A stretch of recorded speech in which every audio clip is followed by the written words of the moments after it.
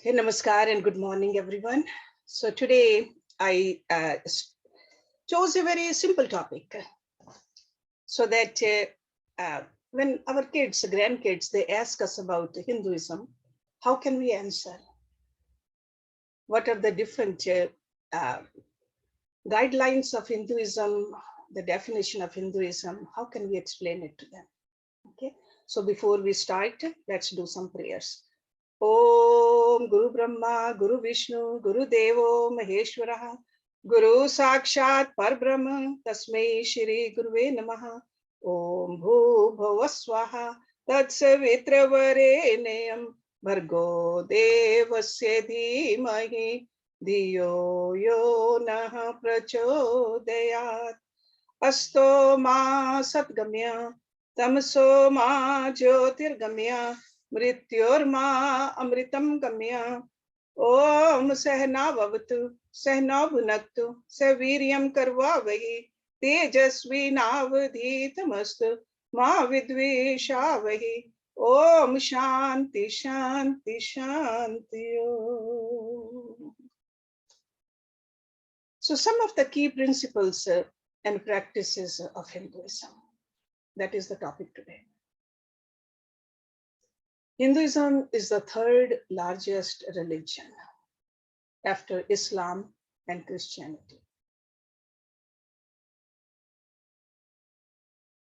It is practiced by more than 1.2 billion people worldwide. You will find Hindus in almost every country. But majority of the Hindus are living in India. And the real name for India is Bharat, Bharatvarsha.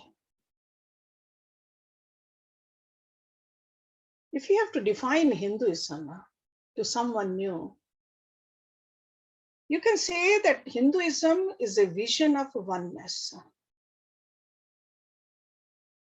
a complete way of life, a philosophy, and a religion. So it's all of it. It's not just a philosophy, not just a religion, not just a way of life. It's all of the above. But the vision of oneness, that doesn't mean only who follow Hinduism. That means the vision of oneness with anybody, any being, any creature, any plant, any animal, any planet. Vision of oneness. We are all one. That's what Hinduism teaches. Let's look at the key principles of Hinduism. Number one, Hindus have Shraddha, or the trust or faith in the divinity of the Vedas. And what are the Vedas? They are the world's ancient scriptures. And there are 4 Vedas: Rig Ved, Yajur Ved, Sam Ved, and Atharva Ved. We should know the names of these ancient scriptures. And the oldest one is Rig Ved. And Vedas were revealed by Bhagwan, God himself, to the Rishis. That's why they are called the Shrutis. First-hand knowledge from God to the Rishis, to the yogis. Vedas are the foundation of Sanatana Dharam, the eternal religion, which has neither a beginning nor an end. Because other religions, we can say that it started 2000 years ago or 1000 years ago. But Sanatana Dharma, it is eternal. This is the true name of Hinduism, actually. The term Hinduism was given later on. Sanatana Dharma is the true name. But we are used to calling Hinduism, so that's why often in our own language also, in our conversation, we just call it. Okay, but actually it's a Sanatan Dharma. And the related scriptures to the Vedas are Ved Angs, Itihas, Ramayana and Mahabharat, Puranas, there are 18 Purans, and Agams, they are valid and very sacred. I would say equally sacred as the Vedas are.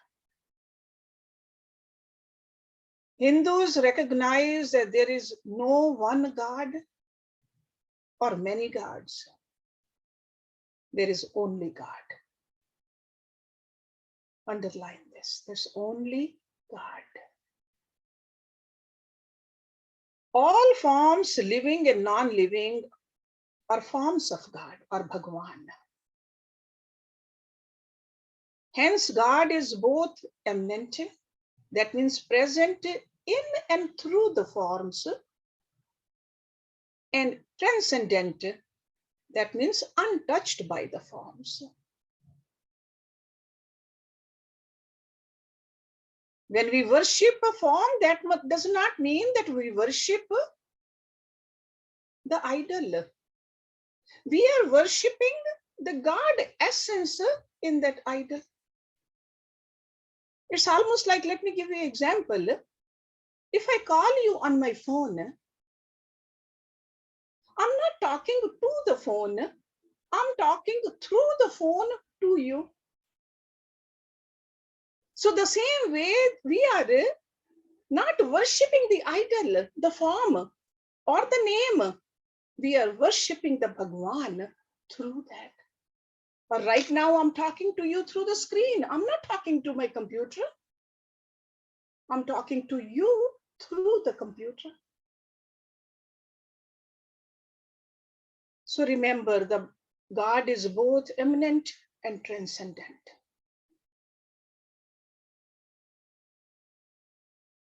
God is a Jagat Karta, creator. God is also called Brahma. God has a limitless reality. Our human mind cannot even comprehend it. That's why faith and the Shraddha is needed. Another point is that Hindus believe in karma, the law of cause and effect, by which each individual contributes to his or her own destiny by thoughts, words, and deeds. So that means the karmas we perform through all these three faculties of ours.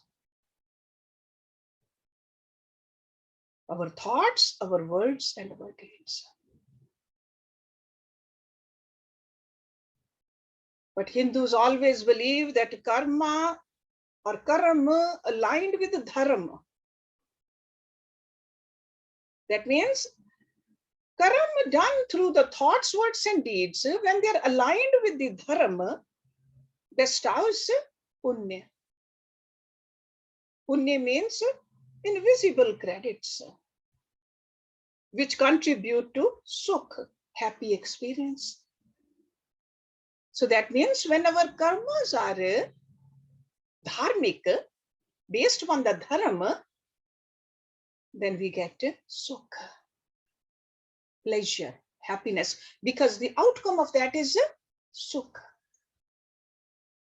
Karma in line with adharma bestows papa. So this is the difference between punya and the papa. Pap is invisible points which contribute to dukkha, unhappy experiences.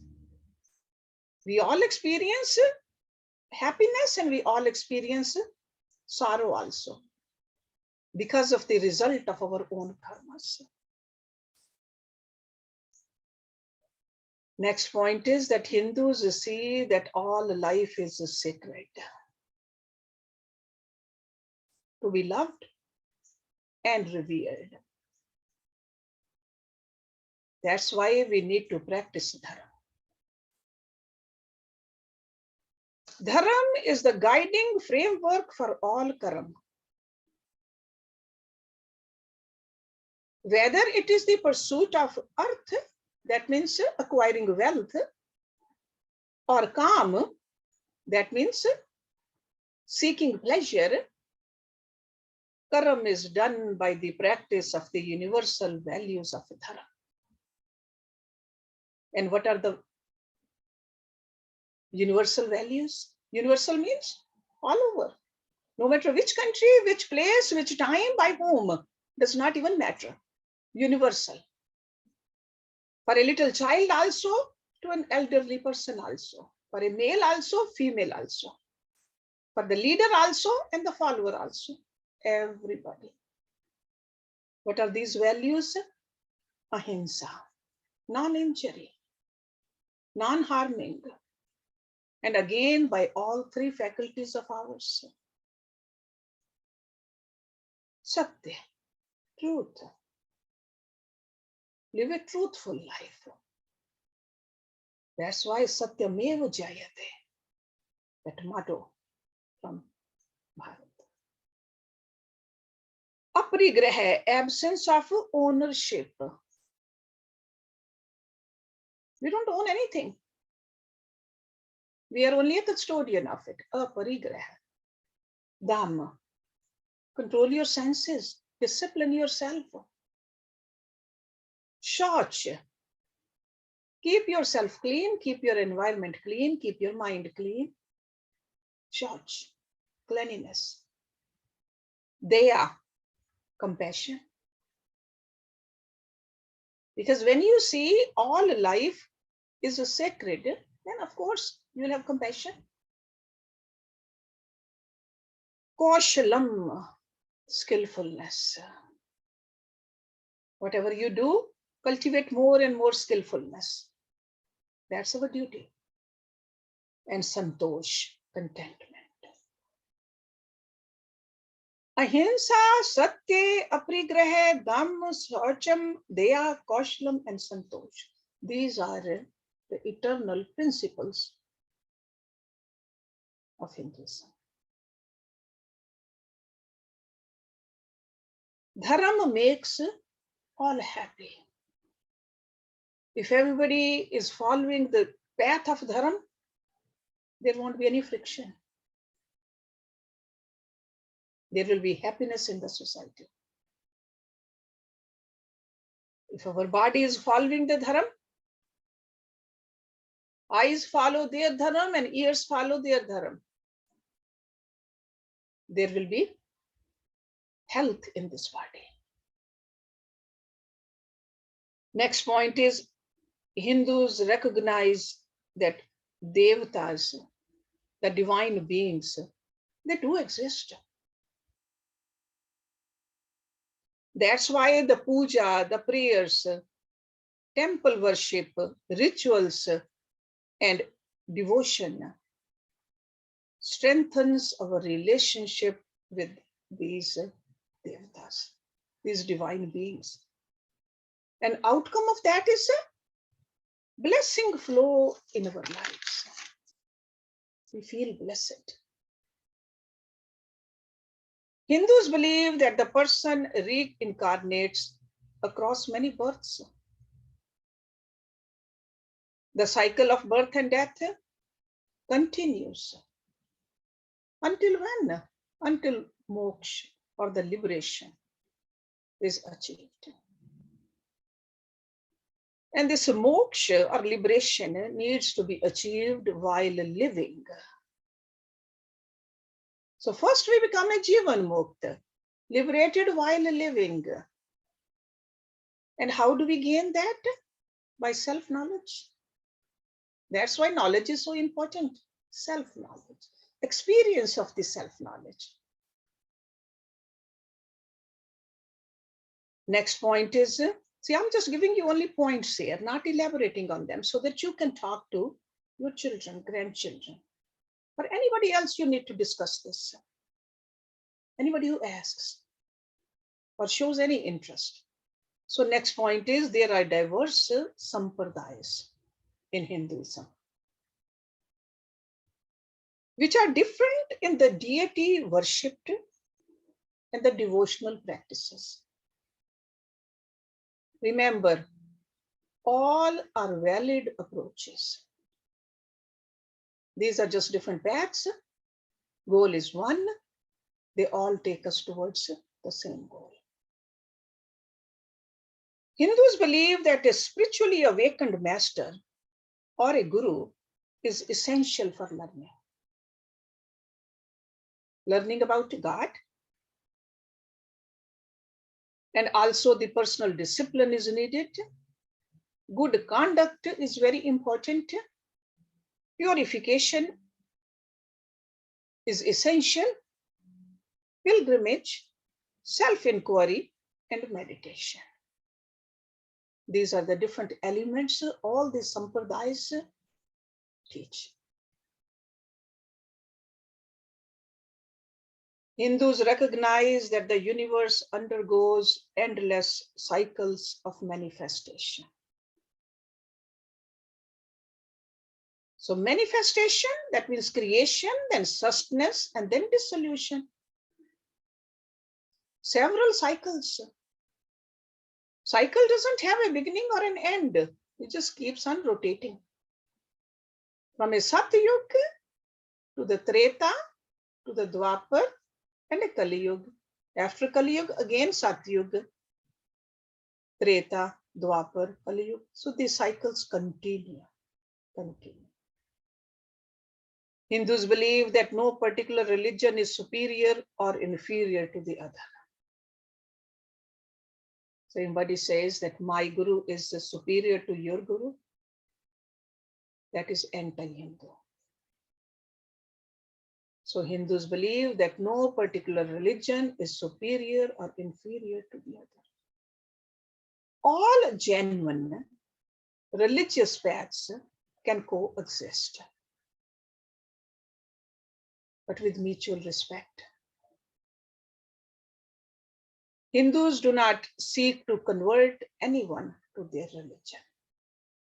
Because if it's universal, where is the conversion? The essential practice of Hinduism are based on the vision of Hinduism and its key principles. And they are, number one, dharam or virtuous living. Performing one's own dharma, which is called as swadharam. Swa means your own dharma, is an important part of a Hindu's life. But the question is, how can a person know one's swadharma? Because we need to think about it. Because if our life is dependent upon it, we should know what my dharma is, swadharma. I cannot just follow somebody else. I need to look within what is my swadharma. Remember, swadharma is a combination of samanya dharma. That is number one. That means the values. Samanya dharma. Samanya dharma comes under two categories, yam and the niyams, which you are all familiar with. Yam, there are 5 yams. Ahimsa, non-injury.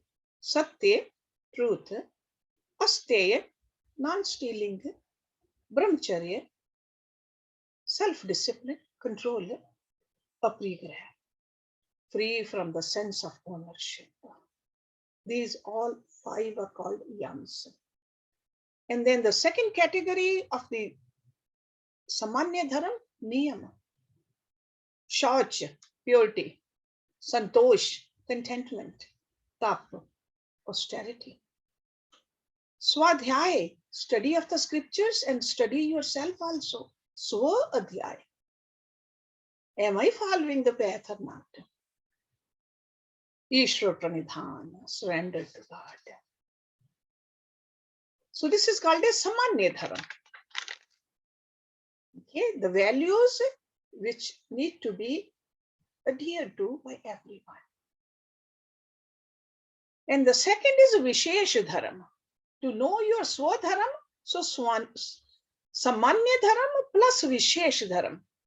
Visheshudharam is responsibilities according to age and stage in life. When we were children, there was a different responsibility we had. As we grew up, teenagers to the mature adults, and now at an old age, different. At every age, there is a different responsibility. That's called Visheshudharam. A person who is entering into the household has a different dharam than a person who's entering into the retirement. Got to recognize that. From the eating habits to the sleeping habits, how much time to spend for studies, how much to give away, how much seva you should do, that's all Visheshudharam. We cannot copy others. And the third factor to know your Swadharam is Panch Mahayagya. Offering to the Devatas, the Dev Yagya. Offering to the deities, doing the worship every day, Brahm Yagya.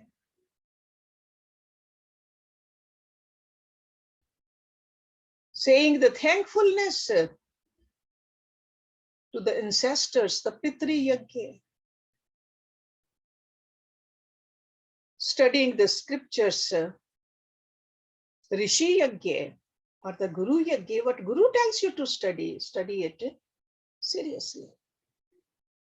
And then the Bhut Yagya, towards the plants, the animals.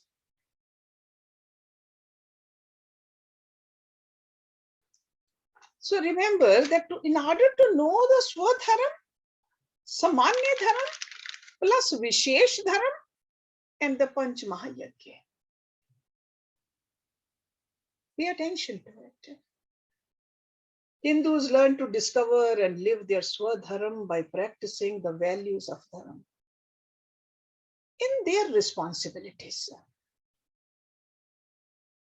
See, that means when you are earning money, got to make sure that you don't get greedy, you don't cheat anybody, you don't harm anybody.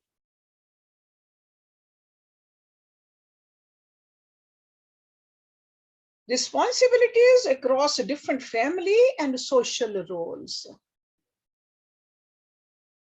So they are all interconnected. It's not that in my temple room, I'm going to behave differently, or in front of my guru, I'll behave differently. When I move away, I'll behave differently. That's not how it goes. Remember, no one is too big to receive, and no one is too small to contribute in this Ishwar Srishti. This creation is God's creation. We are just tiny segments of it. But we are all part of this Ishwar Srishti. Puja and prayer. Hindus learn to perform daily puja. Actually, twice in every day. That is recommended, morning and evening. You can worship in your own home, because sometimes you say the temple is far away. Every household has a little altar. It could be a whole room, or it could be a corner in a room. That's where we do the puja. But worship is essential. And the regularity in worship is extremely important. Puja and participation in yajna. Yajna is the fire ritual offerings. Deepens the connection with God. Because again and again, when you recite something, you are strengthening that relationship. Just like we like to see our children again and again, we like to feed them, we like to hug them, we got to tell them we love you.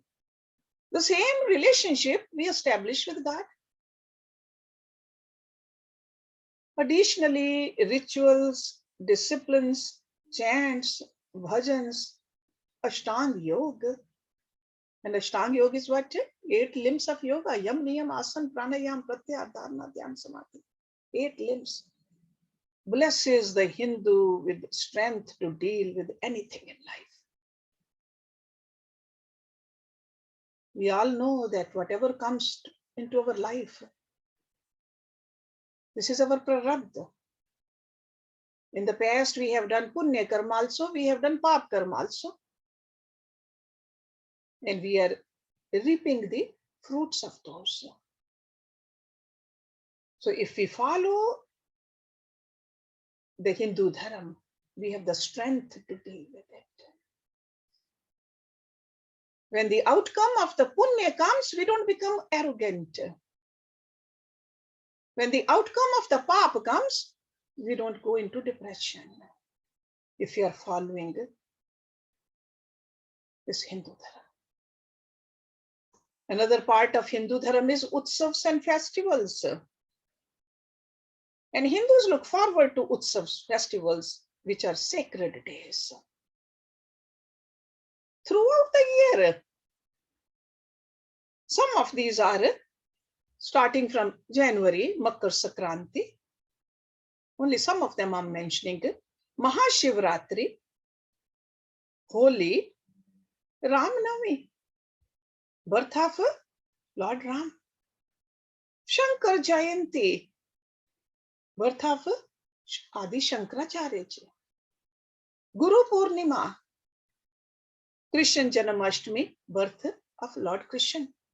Ganesh Chaturthi, Navratri. We celebrated last week. Deepavali, which is coming up. So Utsav or Utsavs, festivals are celebrated. How? We should celebrate them satvikly. Satvikly means through yajna, through puja, through vrats, the fasting, food offerings, and feasting on the vast range of culinary delights. That's what we do. We offer it to God first. And then it becomes a prasad. And then we take it. That's how the Hindus celebrate everything around God. Nothing without God. Whether we are fasting, whether we are feasting, whether we are dancing, or whether we are helping the needy, everything with the remembrance of God. Remember that. That's a Hindu way. The theme of many festivals is the celebration of a dharam over a dharam. The victory of dharam.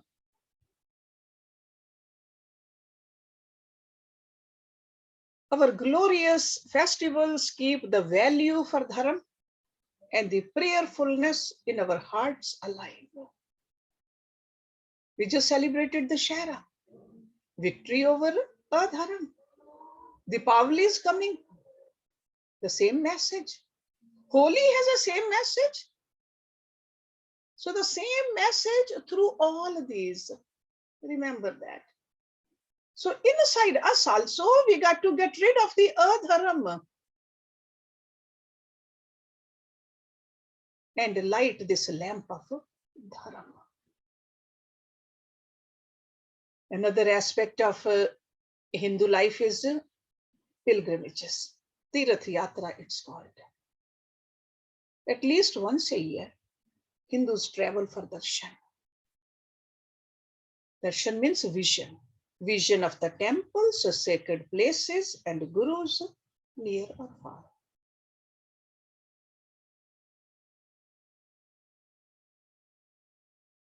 The guru's ashram is the biggest Tirath Sthan for a Guru Bhagat. Once you have a guru, all other Tirth places, they are secondary. Primary is where your guru lives. The sacred geography of Bharat has temples all over. The temples which are dedicated to Lord Shiva are called Jyotirling. That is the name of, they come under that heading, Jyotirling. Temples which are dedicated to Lord Vishnu, they are called Divyadarshans. Temples dedicated to the Devi, the Shaktis, is a Shakti Peeth. And there are Ganpati temples, Hanuman temples. There are so many more temples. The whole India is full of temples. So visiting a place once a year is recommended. And if you have a guru, visiting and spending some time at the feet of the guru is the biggest pilgrimage. We go to have darshan. Direct darshan means direct vision of the deity, which is blessing. We go there for blessings and we go there for learning also. We go there for seva also. On top of it, there are sacred rivers, sacred mountains. People visit those too. But remember, in a Hindu's life, the journey is as much inward as outward. Deepening one's love for Ishwar and trust in the process of life.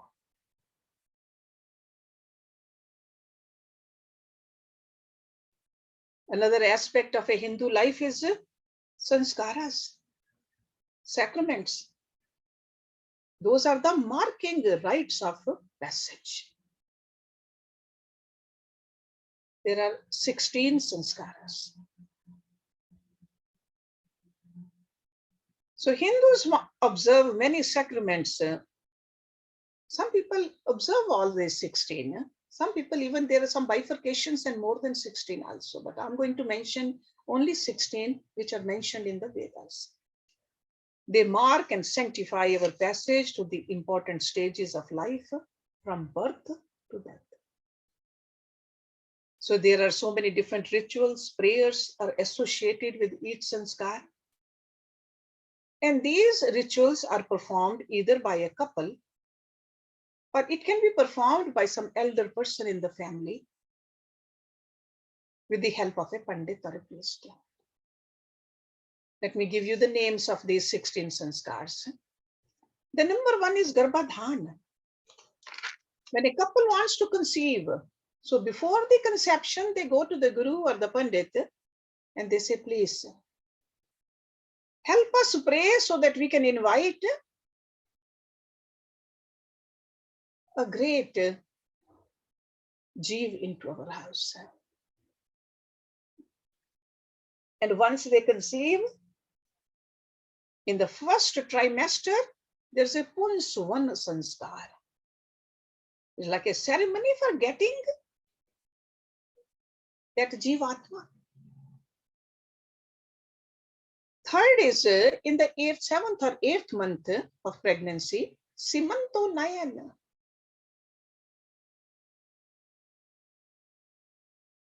These are the prayers for the well-being of the mother and the child both, especially for the child's brain, which is growing tremendously at this point. Simanto Nayana. Then after the baby is born, Jatkaram, this is the 4th sanskar.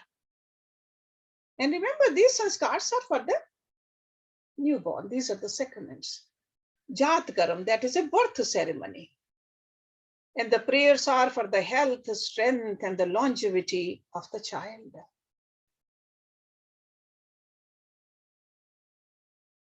Then there's a Namkaran, because the name is so important to us. We identify ourselves throughout our life with the name which was given to us So Namkaram, there's a naming ceremony. And that also through a ritual. And remember, all these rituals are with this fire ceremony.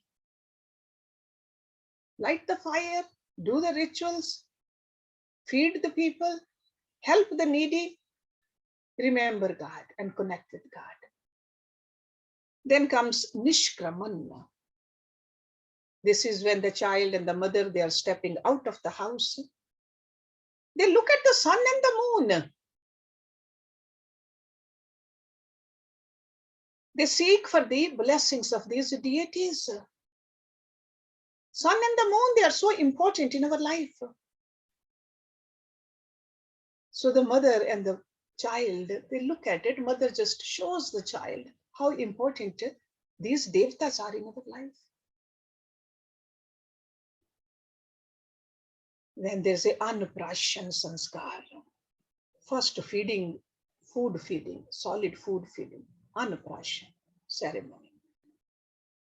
Over there, the prayers to the plant kingdom. Because without these plants, where will we get the food? And the Varuna also. So plants and the Varuna.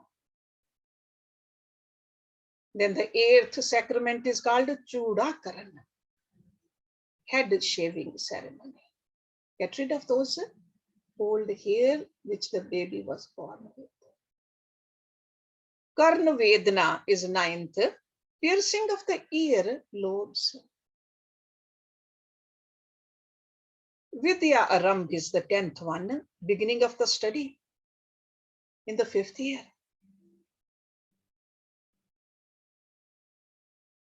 By tracing Om as a symbol in a plate of rice. Teach the child, the little child, how the Om is written and explain it to the child. What is Om? Before starting the education. I'm pleased to see this ceremony. Some of the youngsters are also doing it for their children these days. I was invited to Hinsdale this summer, or I think it was right before the schools opened. Group of students, they said, we want to do this. The parents wanted to do it. Vidya Arambh ceremony. That way you are telling the child that how important the education is in life. Vidya Arambh. Then comes Upanayan. Upanayan is when you give the Upadesh of the Gayatri Mantra and the sacred thread ceremony to the child. To both, all these ceremonies are for both boys and the girls. Remember that. And the 12th sacrament is called Samavartan, completion of education. And again with the rituals, with the prayers, not just a party. So it's a graduation, Samavartan. The number 13 is Vivah, the marriage ceremony. We are all familiar with that. Again, the prayers are more important, should be more important. Because this is a sanskar. Are we paying equal attention to this ritual or not? Should look at it. Then once we are done with this 50 years of our life, Vanprastha, resorting to a forest-like place. I'm not saying go to the forest, forest-like. That means spend some time in your own home, in a seclusion for spiritual studies and meditation. I was pleased to see one young lady came a couple of weeks ago for this Vanprastha sanskar at the ashram. There are beautiful mantras for that. Reminder to us that how to live a life after the age of 50. Then comes sannyas. This is the 15th sanskar. Exclusive pursuit of knowledge and hence renunciation of worldly responsibilities at the age of 75. And the last sanskar, the 16th, is called Antyeshti. That is when the soul has already left. It's a cremation of the body on death. Antyeshti. If you're writing these names, let me just go over it quickly. Garbhadhan, first one. Punswan, Simanto Nayan, Jatkaram, Namkaran, Nishkraman, Anprashan, Chudakaran, Karnavedana, Vidya Aram, Upanayan, Samavartan, Vivaha, Vanuprastha, Sannyas, and Antyeshti. Everything while remembering and offering to God. This is just a glimpse of Hinduism, Sanatan Dharam. The vision of the complete way of life, the philosophy and religion, by which a person can fulfill the life of purpose and connection. So through this, we stay connected with God.